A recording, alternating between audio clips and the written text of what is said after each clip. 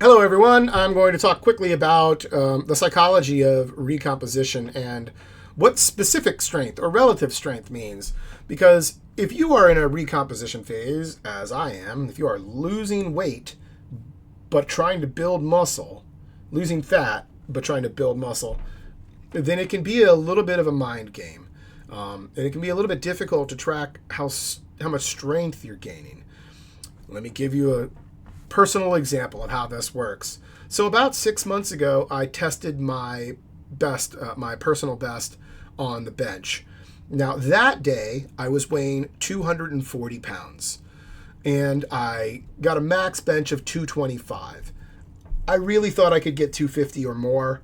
The guy at the gym, the owner of the gym, thinks that I could have got 250 or more. Maybe it was in my head.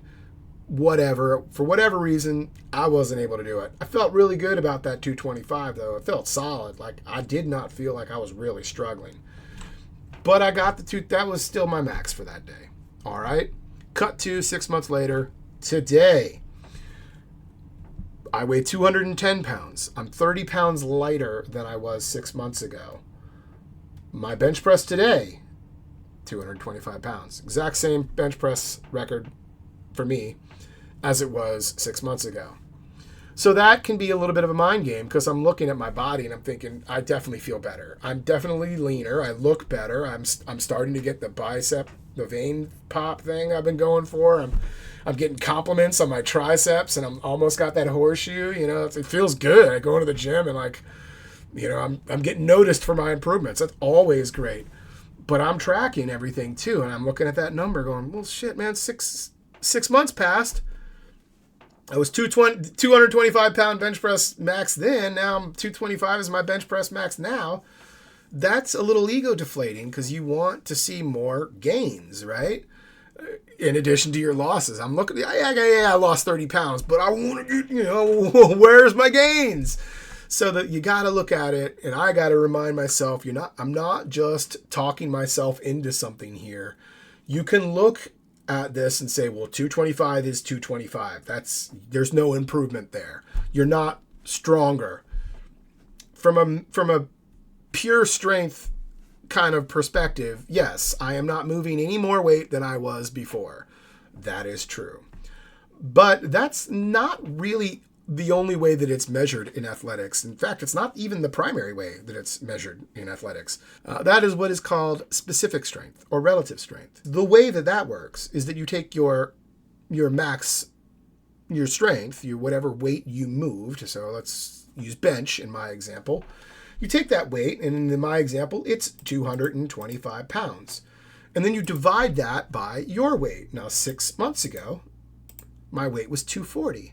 So that would give me an index of 0.93. My strength is a 0.93 as of 6 months ago. All right, I don't know what that means. I know that today I bench pressed 225. But today I only weigh 210.